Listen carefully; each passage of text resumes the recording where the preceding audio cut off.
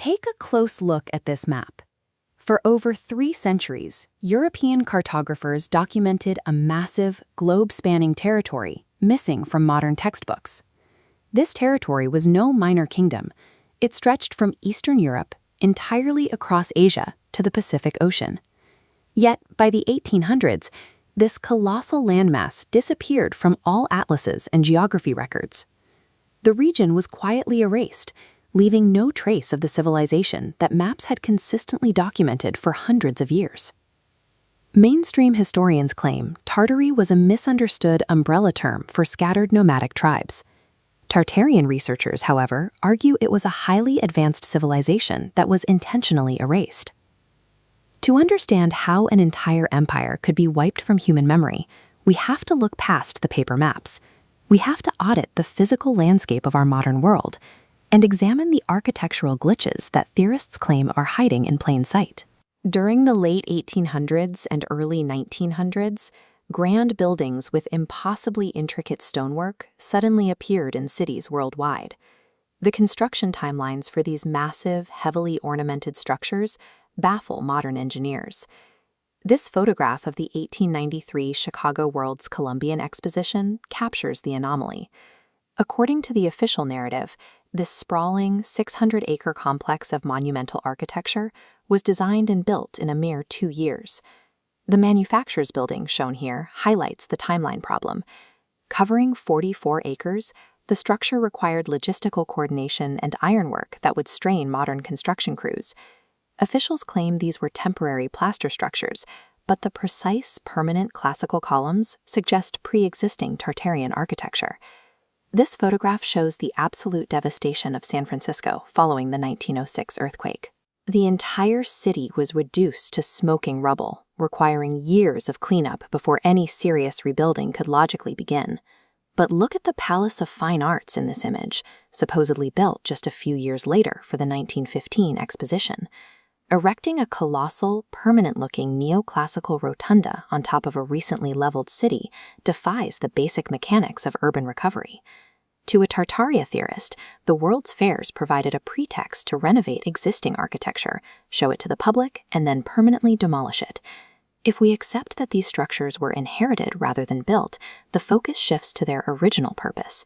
Theorists argue the domes, towers, and spires were built to function as highly advanced machines. This star fort, found globally, is categorized as a military defense, yet its fractal geometry offers little advantage against cannon fire. Theorists propose its sharp angles and symmetrical channels were actually aligned with the Earth's electromagnetic resonance, operating as massive hubs to distribute free energy. This technological intent extends to the grand cathedrals. Their vaulted ceilings and massive domes possess incredible acoustic properties. By acting as highly tuned resonance chambers, these spaces could theoretically amplify specific sound frequencies enough to manipulate matter. The scale of these buildings suggests they were designed for someone else. Doorways reaching 20 feet high and staircases with oversized steps indicate that the original inhabitants were significantly taller than modern humans. During the 1800s, American newspapers regularly reported the discovery of human skeletons measuring 7 to 9 feet tall. Yet, finding these remains in a museum today is impossible. Theorists claim organizations like the Smithsonian actively confiscated and destroyed this physical evidence. A civilization utilizing free energy presents a direct threat to the modern fossil fuel economy. Admitting to its existence would require a total overhaul of the historical record and our understanding of human development.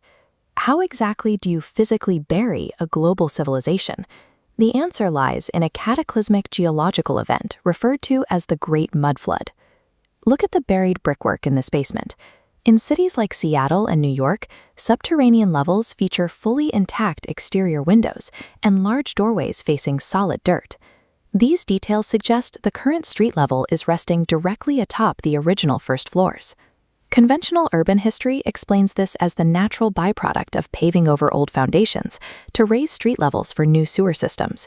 But the geological record is accompanied by a photographic anomaly. This photograph of a major 19th century urban center shows wide, sprawling boulevards completely devoid of human life. The standard explanation is that early cameras required long exposure times, meaning moving pedestrians simply didn't register on the film.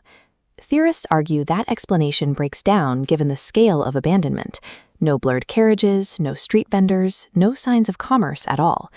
To a theorist, these photographs capture a world in transition. They see the empty boulevards as the immediate, silent aftermath of the mudflood, documented before the new population was resettled. The erasure of Tartaria points toward a coordinated Great Reset. Theorists suggest this historical cover-up was executed by an elite class to enforce reliance on modern economic and energy systems. To complete the reset, the remaining Tartarian infrastructure had to be eliminated. This requires recontextualizing the historical tragedies of the late 19th and early 20th centuries as deliberate acts of destruction. This image of the Chicago ruins highlights the odd nature of the 1871 fire. Officially blamed on a kicked lantern, the destruction pattern targeted the city's most architecturally complex buildings, leaving the stone husks to be quickly demolished and replaced. Look at the devastation in this World War I photograph. The theory suggests that global conflicts provided the perfect cover for massive demolition operations, conveniently wiping out the old world's grandest architecture under the guise of combat. The Tartarian theory persists because it speaks to a universal suspicion that history is a curated record rather than an accident of time. It frames our missing past as a deliberate choice, a world forgotten to make room for the one we live in today.